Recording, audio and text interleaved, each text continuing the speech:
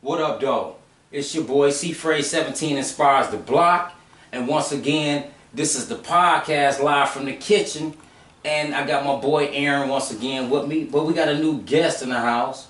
My dog Will from Cleveland. Cleveland, introduce yourself, Will. What's going on? What's going on? It's your boy Will. Thanks for having me today. You know, I'm glad to be here, and we're gonna talk about some interesting things. I'm glad I could be a part of this. No doubt, man. Hey, what's up? What's going on with you, man?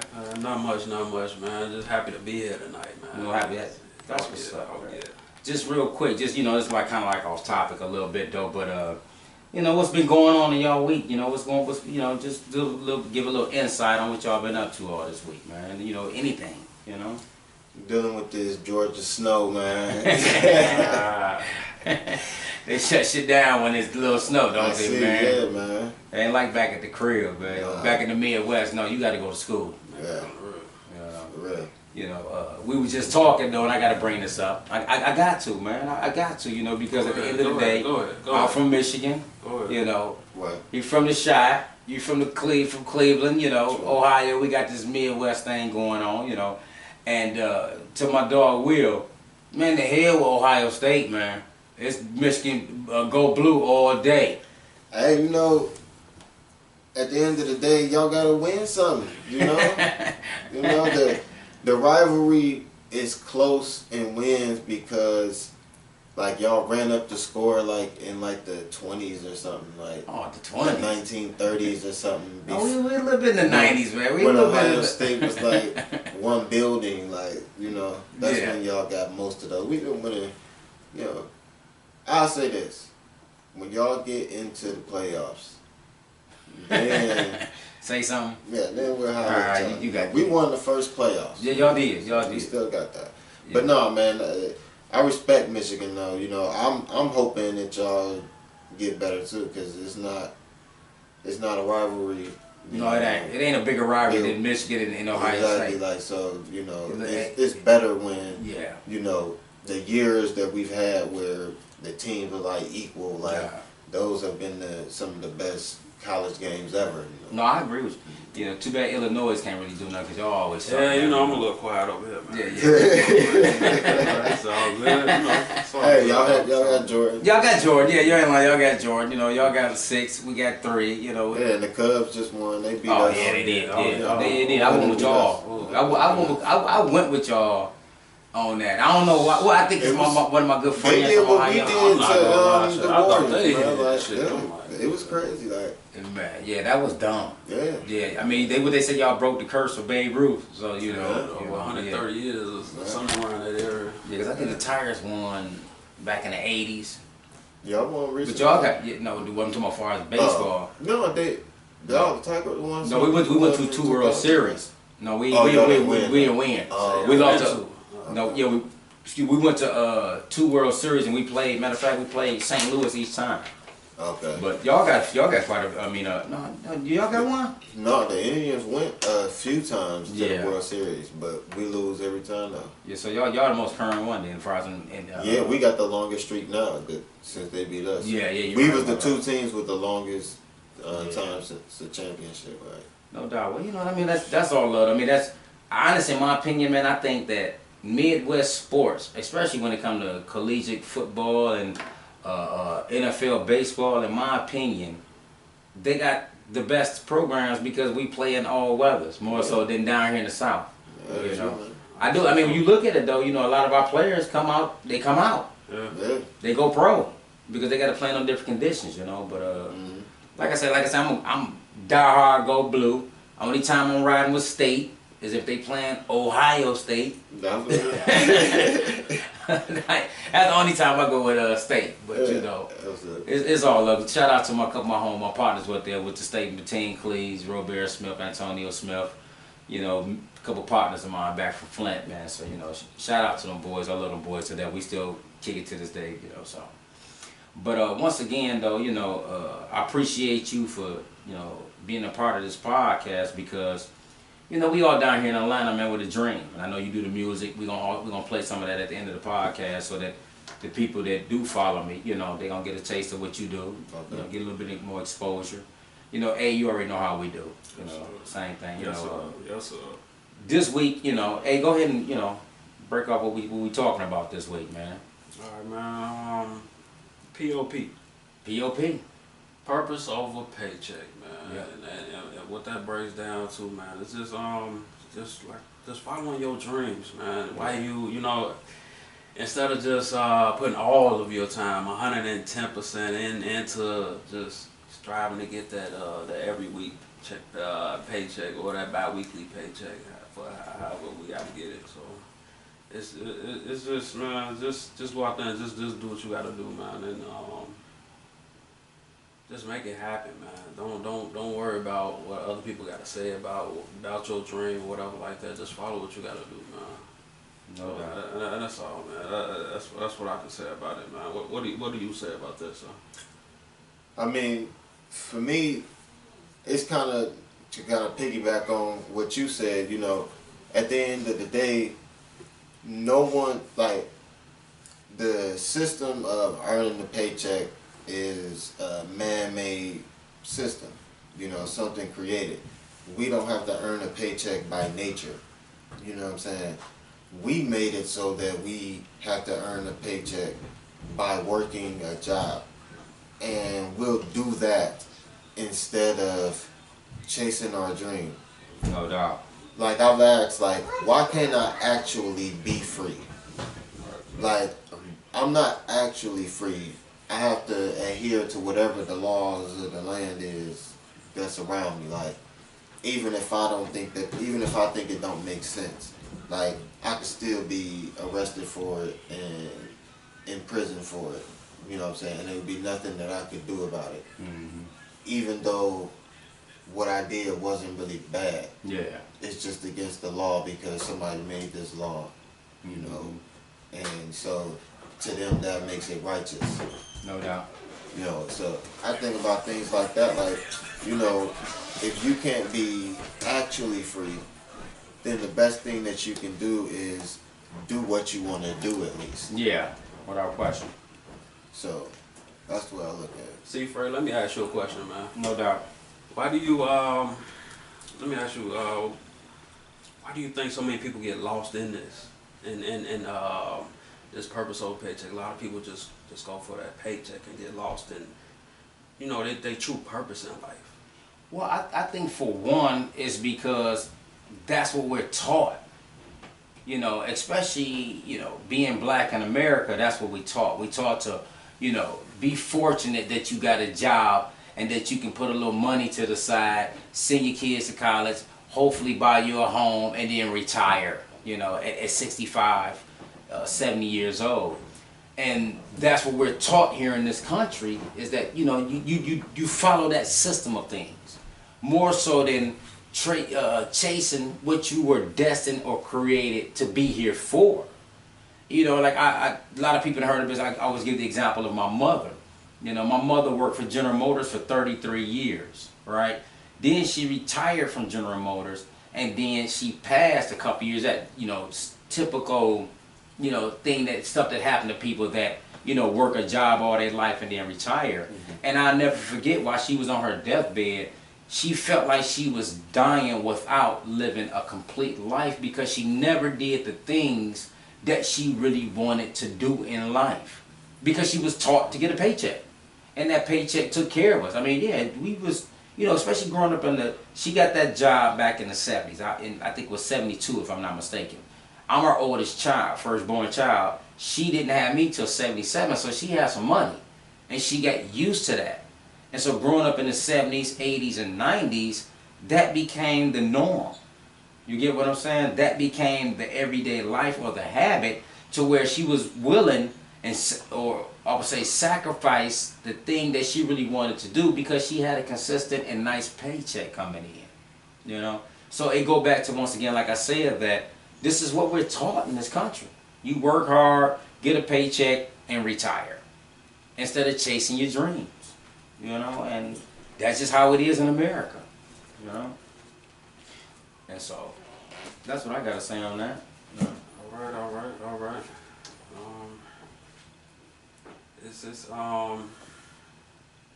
It's tough seeing people just following that system, that man-made system. It's just you wake up 7 a.m. in the morning and work that 9 to 5 whatever, and then just get that paycheck and then just pay your bills and just live that life every day. You know, it's so much that you can do out here, man. It's so much, man. Yeah. Real quick, I would say this here is that familiarity breeds contentment. When you're familiar with the things, you grow content with it. And so this is why it's no problem for people to sacrifice their purpose for that paycheck, because if you're going to start, bringing forth your purpose or why you're here, then you have to sacrifice some things, in order to bring that into existence. Like, for example, this here. You can't dedicate yourself or give 110% to your job and try to fulfill the purpose while you're here. Mm-hmm. You can't do it. Right. Something has to be sacrificed. And so if you're familiar with a thing and bringing, justifying your existence or bringing your purpose into existence, meaning that you're going to have to sacrifice some hours at work, which means you may be short, financially on some of the bills, mm-hmm. and people don't like that familiarity. So they're going to continue to do what they're familiar with, and it breeds contentment. You get what I'm saying? Mm-hmm. And this is one of the biggest problems in our country, and especially in our culture. People, they like to do what's easy. Fulfilling your purpose on why you're here, that's not easy. It's easy to go work 40 hours a week and get a paycheck. But to justify why you're here on this earth, that's not easy. That means you got to get up extra early, you got to go to sleep later, you got to find resources, you got to dig within inside yourself and change some of your habits, change some of your ways, so that you can fulfill your God-given purpose. And that's hard to do, because you got to give up some stuff. And that's just the way it is, and people don't want to do that. And that's why I believe that one of the reasons why I'm here is to give you that example on what you can do and how you can fulfill that purpose. Like, I give an example real quick, like the way that we all met. We met on the fly. And I'm a firm believer that, nothing happens out of mere coincidence. I don't believe in that. Other than, put it like this, and I'm going to give it in a mathematical equation. 90% of the things that happen in your life happen by your own thinking. 10% of things that happen in your life happens outside of your control. Meaning right now, we go to the store right now, and if it was daytime, birds shit on my head, I ain't had no control over that. I didn't have no control over that. A bird shitting on my head. That's part of the 10%. But the 90% of everything else that happens to me happens by my own thinking. Like, it just so happened, it was cold as hell outside, we was in the store. Right. You was talking about something, it interested me, and I chimed in. Yeah. Same with you. And so that's why I'm a firm believer. Like, this is all part of, this scheme of things that we all supposed to be in tune with. It's part of our purpose. It's part of God's plan that we all came together like this and met like this. You get what I'm saying? Like, we all from the Midwest. Never met each other day of our life. Right. But this reason why we come together down here, because we all here in Atlanta for a particular purpose. We're here for a dream. We're here to chase a dream. Let me ask you. All right. How does the average person find their purpose? For one, you have to identify what you love, what you like to do. What is a passion that comes to you that you don't question, that it makes you happy when you do it. Like Will, you're a music artist. Right. I'm pretty sure Will could do that the rest of his life and never get paid for it. Right, yeah. I'm going to be doing it regardless. Regardless, it's what you love to do. Right. You get what I'm saying? That's how you find your purpose. You just identify what it is that you like to do. You got some people that's writers. You get what I'm saying? And they got notebooks this high off the ground that they may never put out in the world. They just like to do it. That's their purpose. The difference is they got to find a way how to use that purpose and to make sure that it's interjected in society and change the lives of other people. Mm-hmm. That's just another level of the game. You get what I'm saying? But it's easy to identify what you like. I'm going to give it, if you like playing the Xbox, and if you good, everybody that come your way to sit down and grab that little stick and you kick their ass, chances are you can get into some area in life in some field and dominate that. Right. You good at that. That's a purpose, it's a passion for you. You just got to know how to put it out in the world and so that other people can benefit. That's just the challenge of, bringing your existence into reality, is finding out how to bring that out and other people identify with it and benefit from it. Because it's easy to find your passion. Everybody got something that they like to do. Like my children, my middle and my youngest boy, they love sports. They love it. They good at it. My youngest boy has never played an organized sport. Never played an organized sport. He's only 13. Next year he'll be able to play in an organized sport. But I can take him on any court, any football field, and you'll see how good he is at playing it. It's just a natural, and he like doing it. The same thing with my middle boy. He loves basketball. He can sit there in 2K all day long and play it. Get play in any kind of league that somebody set up, and he'll go have a good time in it. So chances are, that's their purpose. Now they got to figure out how to benefit from that, and also to bring that enjoyment into the lives of other people. So that's all. Everybody's purpose is not deep. It ain't. We make it deep because we got so many insecurities within inside ourselves. Mm-hmm. We do. We got so many insecurities, and also we got this thing called fear within inside us. But chances are, you know why you here. Jay-Z said best on that 444. It's clear why I'm here. How about you? You get what I'm saying? He know why he here. It wasn't, he was into the dope game. He knew that wasn't his passion. That wasn't his purpose. And in all honesty, music wasn't. Music was just a vehicle to get to him where he at now. Right. So this is why he talking about, financial freedom, my only hope. He's mastered business. That's his real purpose. That's what he really liked. It wasn't the music. The music was just a vehicle for him to get to his purpose. So he knew it long ago. He's street cat. He ain't never known nothing about corporate America until he got in there. He used the music to get into it. And look at him. Almost a billionaire. Same thing with Puff. The music, Puff wasn't no rapper. Well, you can listen, now he on about every other track. But that's not his real purpose. It's the business is what his purpose is. That's why they almost at $1 billion. You get what I'm saying? So, to put it in a nutshell and wrap that question up, is that everybody pretty much know what their purpose is. You just have to conquer your fear at it and be willing to sacrifice some things in your life to bring it into existence. If that makes sense to you. You want to chime in on that, Will? No. Just about wrapped it up. That was deep. That was deep. But just speaking back on it, man, just to even find your purpose, you have to be in the right mental state. You do, without question. So speaking on mentalism, how does the average person like you and I just get into that mental state to be able to just to live and survive in this everyday life? Because every day is crazy, man. This world it'll eat you up, man. It'll eat you up. I think, and I use myself for an example, right? I had which I've spoken before on the podcast, is that I had, and I'm going to use this word correctly, the privilege of having a time out to clear out all the disturbance by going to prison. You get what I'm saying? I had to sit down, I was forced to sit down and to listen to myself think. That's hard to do when you got a lot of confusion going on in your brain, or in your thought pattern, or in your world. It is. It's hard to sit there and to cipher through all the bullshit that's going on up there. If you growing up in a household, your mama on drugs, your daddy an alcoholic, you live going to the poorest schools, there's a lot of confusion going on there. So what you have to learn to do is to maneuver through all what's going on in your thinking. You gotta get rid of the stuff.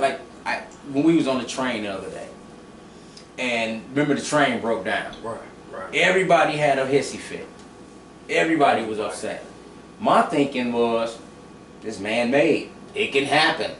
Yeah, we might be late for work, but it happens. So, until they get this thing running back right, I'm not going to produce no thoughts that's negative and get all riled up for nothing, because I can't change the situation. So let me go take a little break. And that's just me understanding that I'm not going to allow the confusion or the madness that's going on around me to cloud my thinking. You know, to allow me to react in an emotional state. And next you know, I done did something out of emotion that's going to get me in trouble. So to bring it back to what you were talking about, or the question that you asked, is that you have to just get through the craziness that's in your brain. You got to figure a way to move it out. Because one thing for sure, life going to throw you some shit. Every day. Every day. It's going to throw you something. You know, whether people want to talk about it or not, everybody that's successful going through something.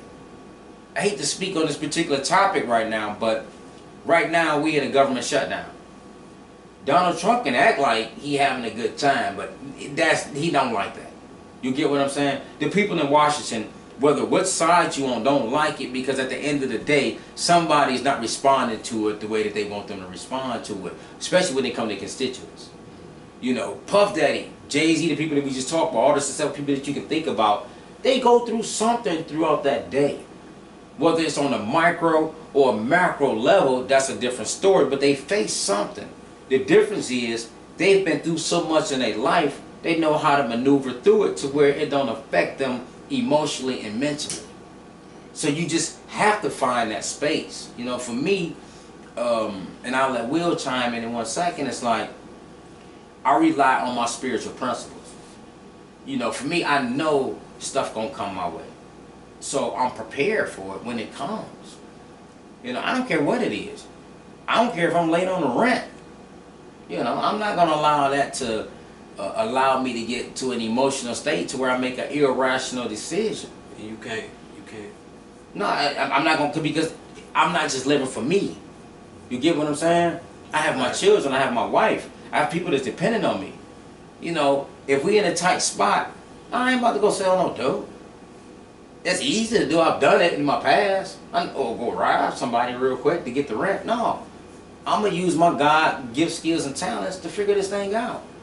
And trust me, that causes a real imbalance, especially when the rent late and they tell me to get out. I mean, real talk. That's not a comfortable situation to be in. At all. That's not easy to maneuver through. But you just have to find it, because you, at the end of the day, you know you're going to be tried. I'm a firm believer that, and I this is my last point, I know Will can chime in on this. Real trials and tribulations develop real character. Exactly. It proves where you at in life. You know, as in order to prove that you're a champion, you need an opponent. So you can kind of say, I'm the truth, I'm a boss, all this and that. Yeah, only way that you can prove that you are is if you got an opponent to challenge that. And what would you think about that, Will? Yeah, I mean, I would agree with that. And you know, I used to tell my cousin when we first moved to Atlanta, you know, I told him, like, this is going, you know, I'm telling you, this is going to be a difficult journey. Yeah. I'm like, you don't really understand yet, you know, how hard it's going to get. I'm like, but it's going to show both of us who we are and who each other are. Yeah. You know what I'm saying? And you're going to see at the end of the day, when we get down to petty stuff, you know, when we petty because we ain't really got nothing, so we covet whatever we do got, so every little thing can be an argument or a beef or, you know what I'm saying, a gripe with each other. When you get to that point and you overcome that, because you understand that you was tripping because you was being brought to your knees, then you know who you are, and you know that you could trust this person to go through whatever, you know, with you in life. And for me, that's kind of where you have to be when you embark on any journey, is to say, whatever comes, the most I can do is think my way through it. Without question. As a man, that's how we have evolved. Yeah. And survived. We not even equipped to survive on this planet. No. If we didn't have this, you're right, without question. we can't stand outside. No. Butt naked. No.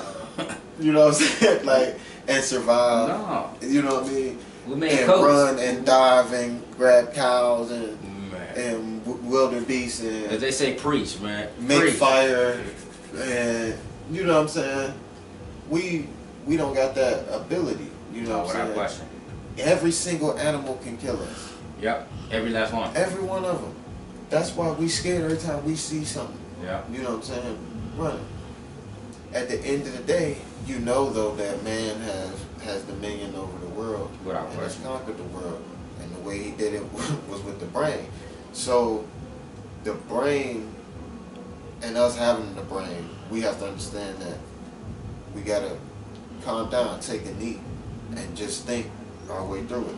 Because in 30 days, you'll be looking back on this and saying, man, I was worried for nothing. Mm-hmm. Like if you knew your life story and every single thing that was gonna happen, would you be worried about whether or not you was gonna find a way to get the rent if you knew in advance that you was gonna find a way to get the rent? Yeah. No, you wouldn't. And you worried all that time Yep. until you figured out how to get the rent.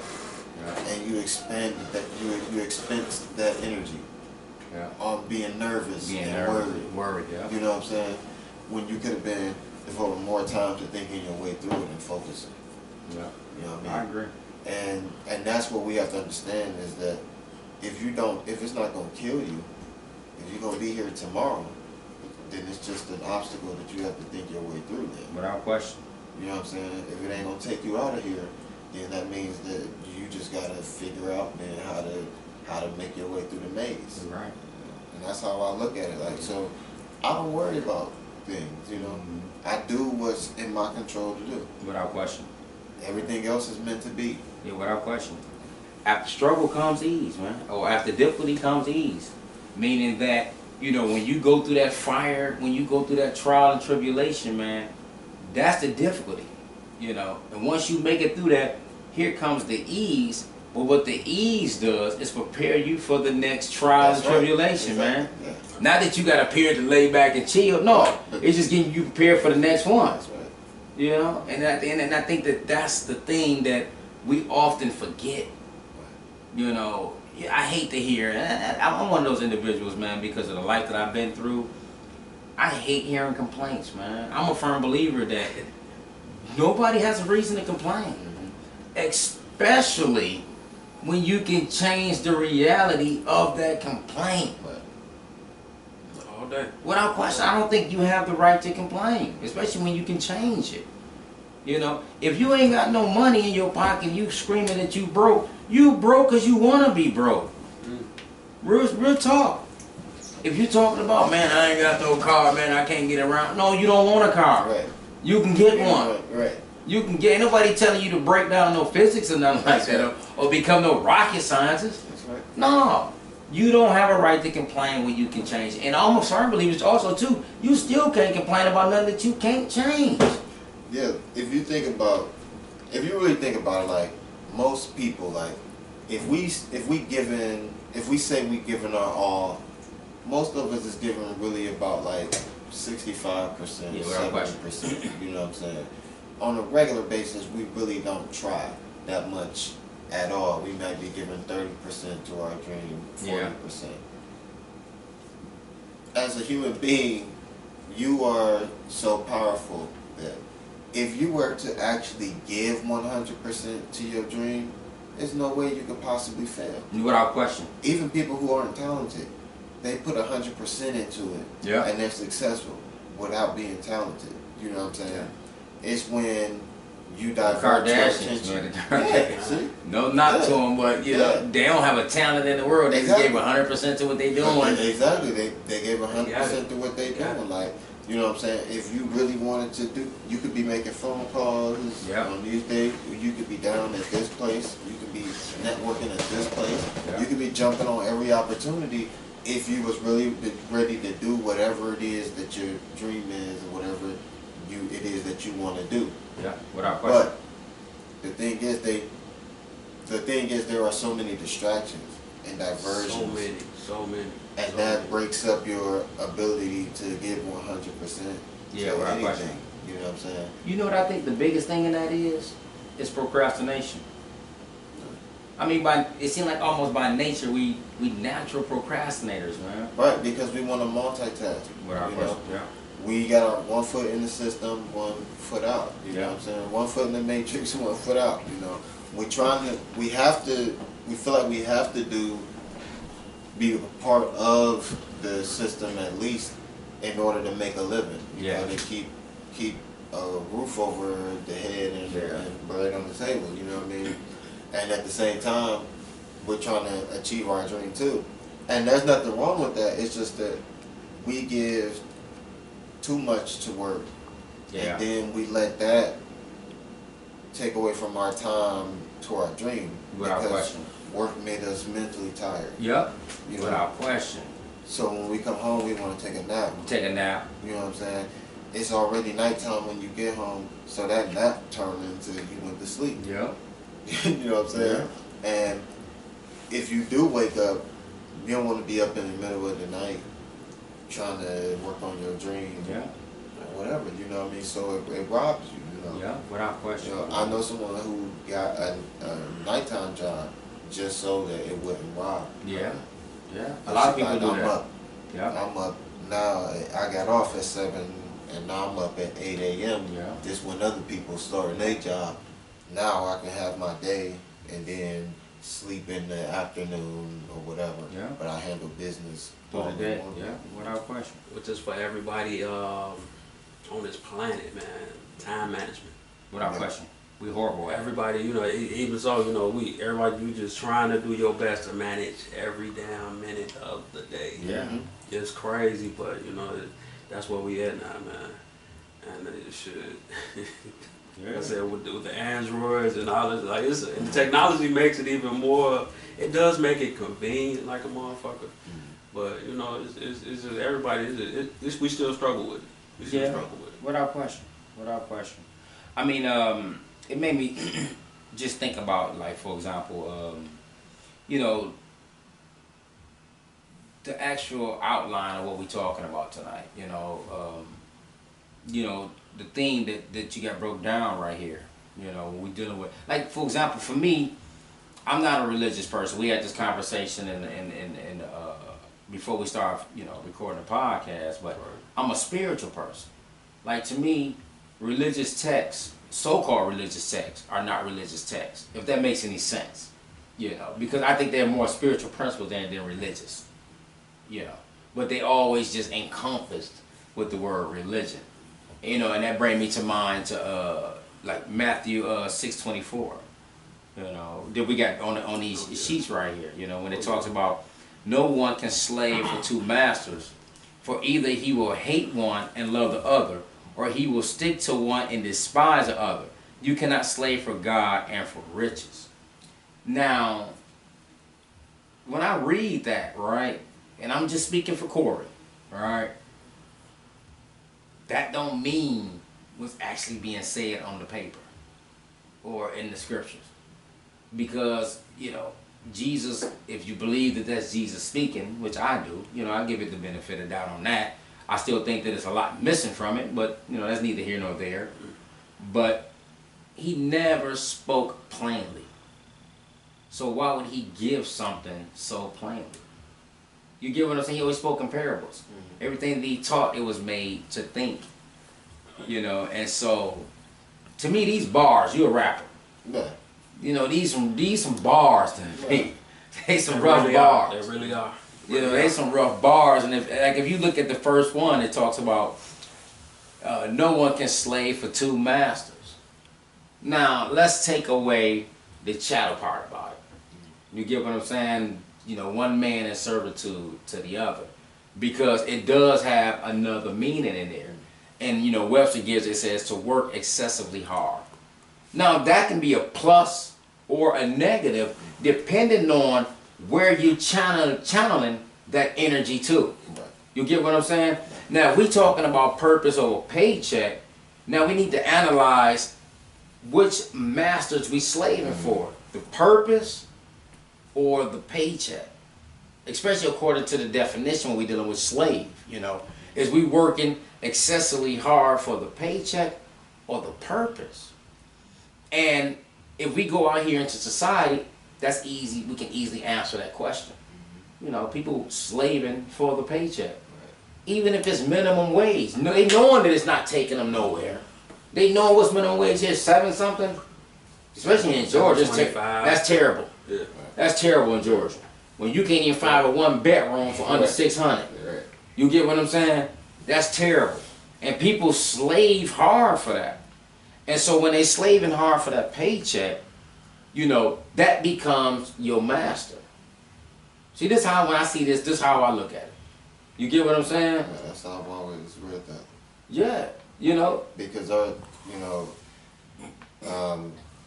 back when I used to go to church, you know, my bishop, he used to say that God don't mean that he don't want y'all to have money. Without question. That's right. Build wealth.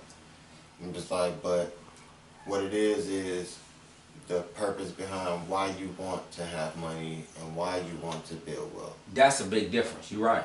No, he's right about that. And he was like, you know, if your heart is in the right place, you want to have this so that you can help build the kingdom and help, you know, help others and help other people be able to get it as well. And if you're not going to be jealous or controlling or try to hold people back while doing it or after you get it, then there would be no reason for you not to try to achieve that, you know. But it's you are tempted as you get bigger and as you start to get that, you know. So you got to hold yourself accountable. Oh, without question. You know what I mean?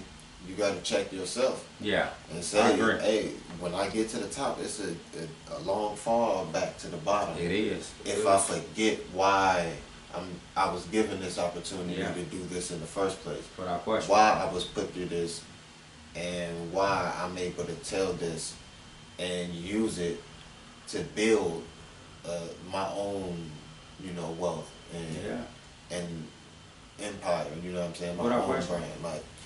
You know, and ever since he said that, he's always challenged us to just do more. Yeah. But he was looking at it from you're a black man standpoint. Don't be a lawyer, be a judge. Yeah. You know, don't be a nurse, be a doctor. Don't just be a doctor, be a brain surgeon. Yeah. He would always put that in us. Like, you like to draw, don't be just an artist, do a cartoon series. Yeah. You know, like he would always, and that was one of the things that I was blessed to have, you know, from him, was that direction that you could always do whatever you put your mind to. You just have to use what you're good at and figure out how you can do that and use it to get money as well. You know, you have to be creative. I mean, you know what? You just said something that made me think.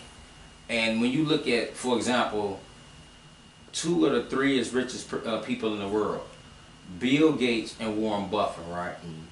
You know, they both got combined over $100 billion, right? But look what they do with their money. Right. They don't just sit on it. Yeah. No, they give it away. Yeah. I mean, they help countries. That's right.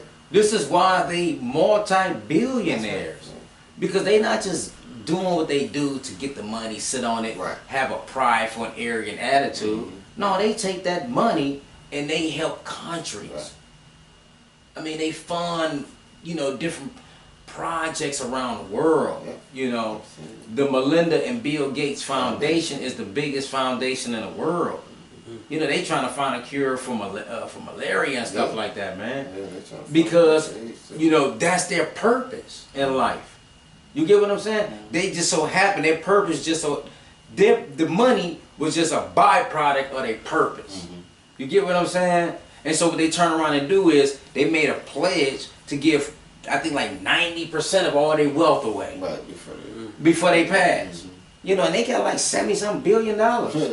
You know, for us, we get that kind of money. We want to sit on it. We don't even think on that level. You know, that's a metaphysical level to think on. Yeah, it is. You know? And so that's why they're fortunate enough to be in those positions. You know, that's why if you look at it, you know, a lot of people that we've watched growing up successful, you know, they had a different mindset when it came to money. Just like you talk about, that's why they fail so hard. Right. I mean, we got countless people that we can talk about on this podcast that have done that.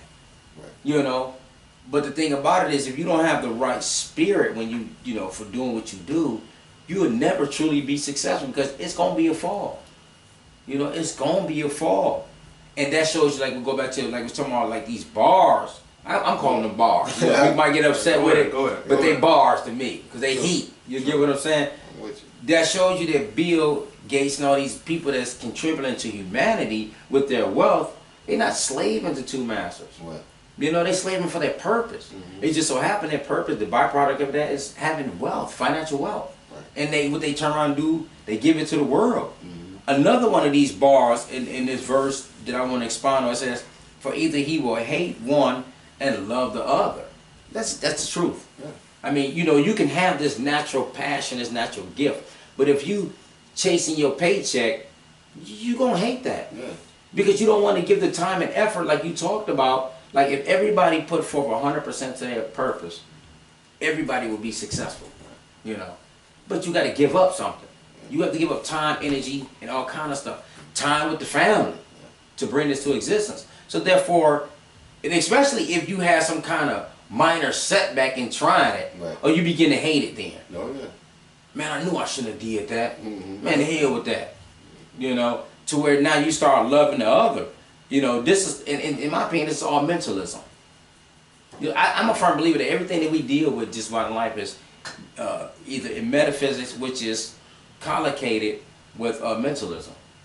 You know, it go back to this that old saying, it's all in your mind. You know, or mind over matter. You get what I'm saying?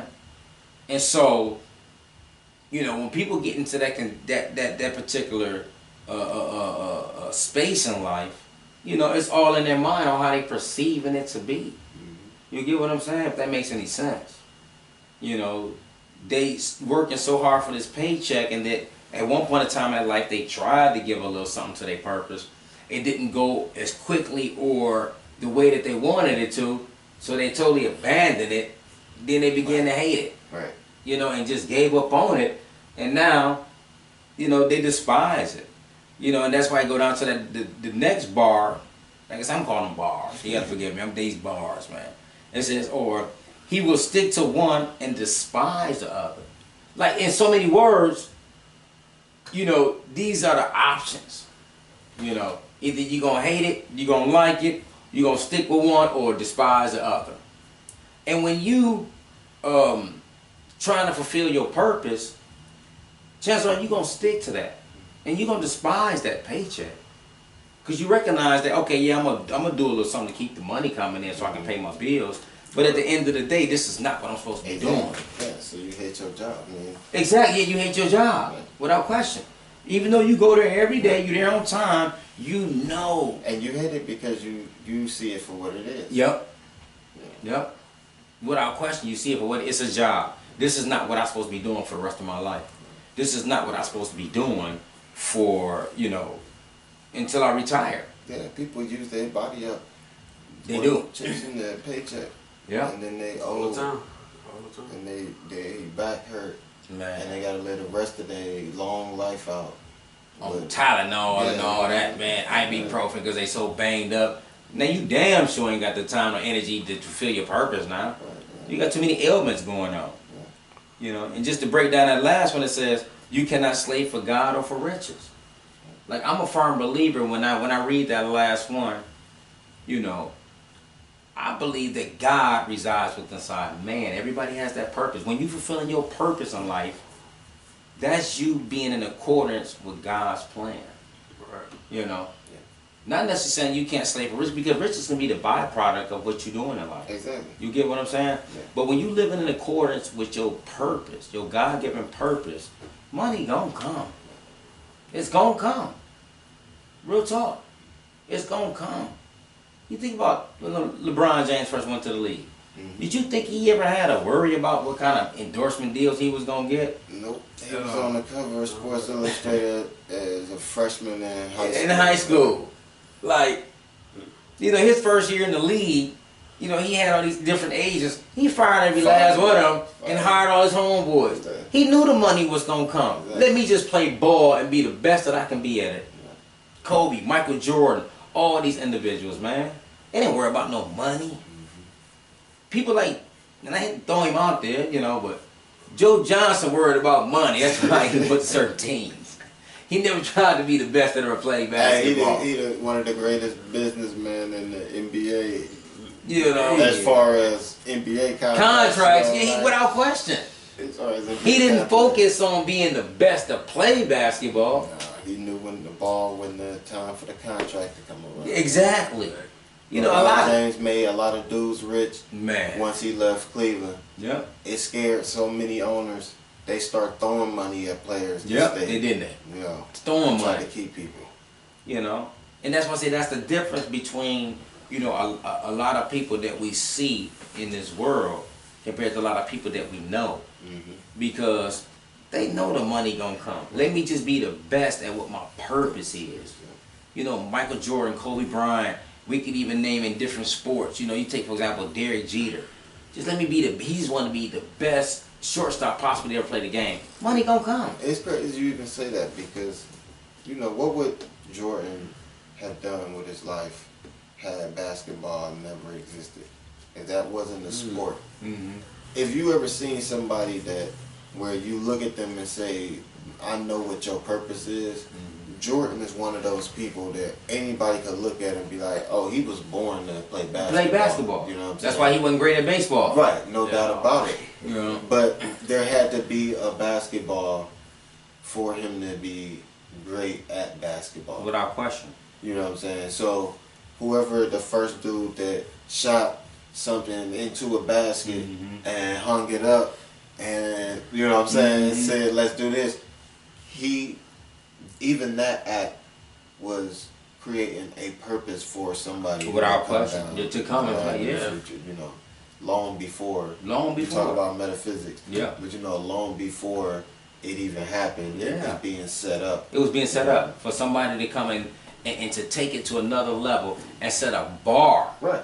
And think of all he's accomplished and what Jordan's brand is. And all of that was made possible because somebody created a basket. And shot a ball through it.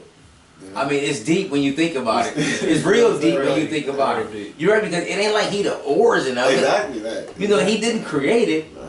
He just, it became his purpose, and he set the bar so high. This is why it's so easy for people to say, this guy's the Michael Jordan in this. Like, Michael Jordan is the standard of greatness. Michael Jordan is the standard of fulfilling your purpose. So it don't matter the difference what you doing in your life. If you a salesperson selling cars one day and you the best at it, somebody gonna say, oh, he the Michael Jordan is selling cars. Right. Oh, he the Michael Jordan is selling suits. He the Michael Jordan of being a waiter. Because that means you became the best at it. Yeah. And think about it, especially since we talking that in a metaphysical sense, ain't nobody reached that bar yet. They didn't came close. Right. They come close, but ain't nobody never went above that Jordan bar, man. And that's what we need to be at in life. Yeah, and even with Jordan, even with that Jordan bar, the further away we get from that, the more mythical he becomes. Yeah.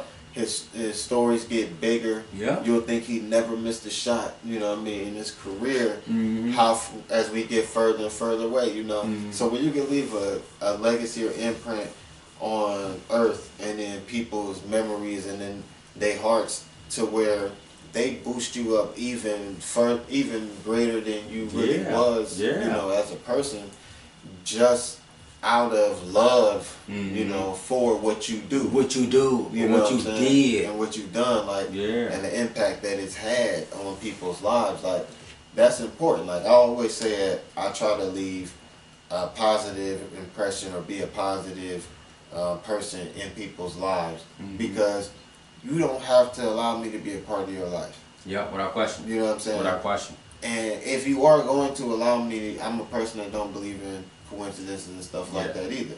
So if you're going to allow me to be a part of your life, then I'm going to make sure that I had a positive impact on your life while I was there. Even if we only going to be friends for 2 months or 3 years, or if we're going to be friends for 20 years or whatever. I want to make sure that anytime that you think of me, you be like, oh yeah, I learned this when I talked to him when we was friends, and that actually helped me at some point in my life, you know. And that's how you have to be, because at the end of the day, what you do may create opportunities for people down the line. Yeah. Like the guy making the basketball. Yeah. You know what I'm saying? He didn't know how many black people have been fed. That was a white dude that was probably racist. That probably. You're right. So, you know what I'm saying? How many black families have been fed because of these sports? Yeah. You know what I'm saying? People didn't create a business. Yeah. I just want to add on that real quick. You just made me think about in the process we talking about it, man. When we talking about, you know, maximizing your potential, fulfilling your purpose, right? Man, Michael Jordan, the only person, man, they can sell old shoes, man. That's right. This generation nowadays, they ain't never seen Michael Jordan play unless they with YouTube, but yet they wearing shoes, man. Yeah. I mean, the only person can continue to bring out the same shoe from the 80s and 90s and sell it. And that's because, man, just bring them out different it colors. symbolizes greatness. Exactly. Like, you got a pair of Jordans on, you got this greatness. It's like something just, they are a part of black culture. Yep. And it has a certain meaning. Like, I seen some little kids the other day, and they was playing football, and one little dude jumped over the other little dude, caught the ball. You know what he said to him? I mossed you.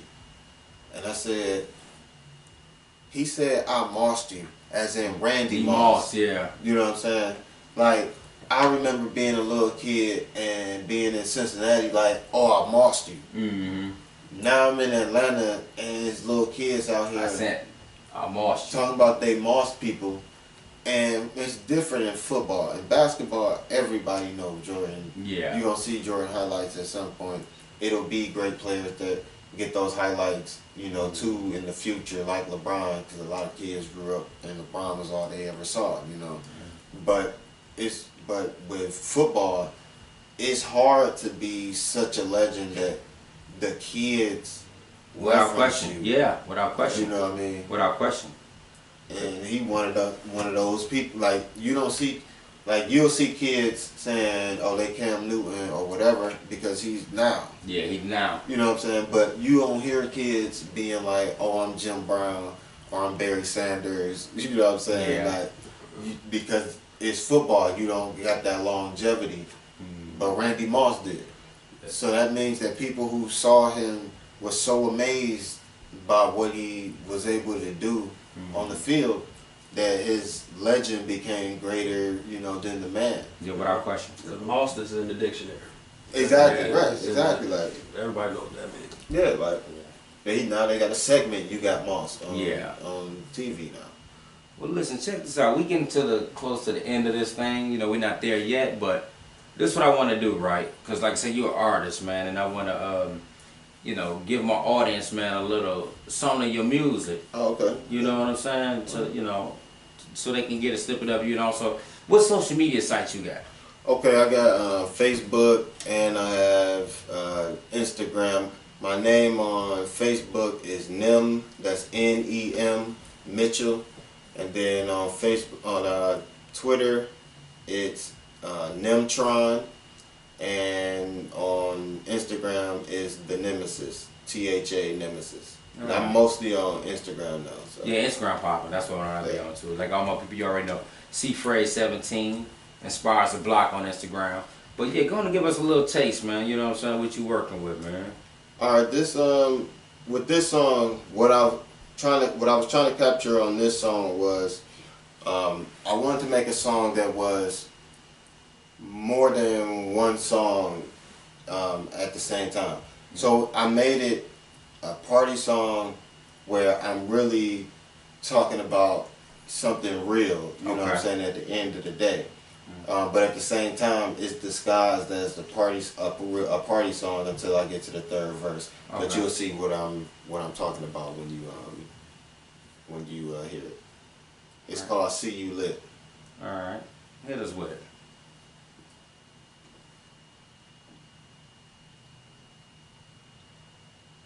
It's this PVT.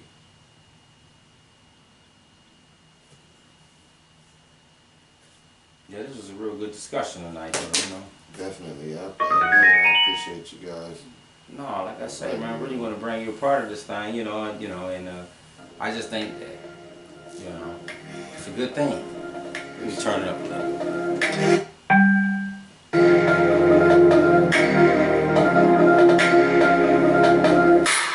Baby, what the the deal, on the wheel, I be feeling you. Jesus take the wheel, ain't no telling what I finna do. I know them problems hard, but I see my baby trying. You always on my mind, and I'm always on the grind. And I ain't compensated for the time that I spent with. Still going.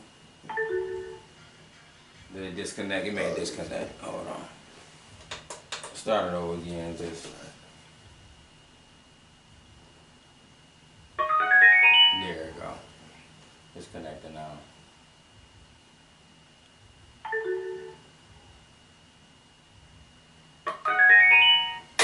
I just wanna see you lit. I just wanna see you lit. I just wanna see you lit. Lit. I just wanna see you lit. I just wanna see you lit. I just wanna see you lit.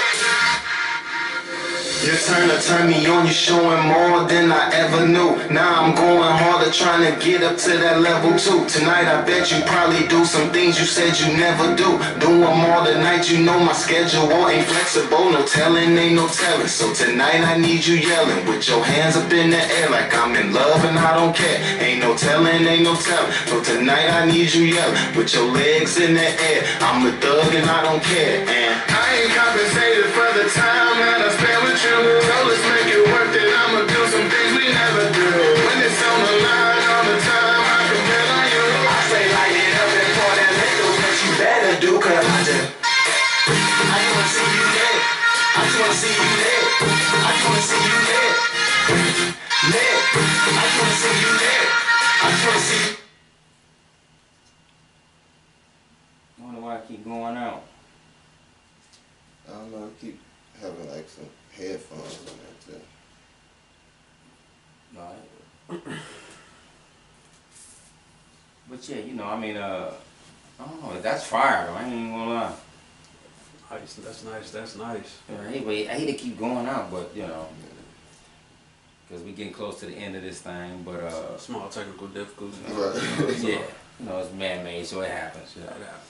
But once again though, give your Instagram and stuff out once again so that people can find out, you know, where you at. Yeah, my Instagram is THA Nemesis. And the song is called See You Lit. See You Lit, that's what's up. Well, once again, this is another week of Live from the Kitchen. I want to thank, you know, my boy Will for coming on. Hopefully we can do this more often. You're more than welcome anytime you want to do it. You know what I'm saying? And hey, you already know what time it is. You know how we do this. I'm going to take us out just on a little positive note real quick. And the positive note is this here, right? If you believe that you can or you can't, you're right. Whichever one you decide on. If you believe that you can make it in life, you're right. If you believe that you can't, you're still right. So once again, until next week, this Live from the Kitchen. It's your boy C-Phrase17.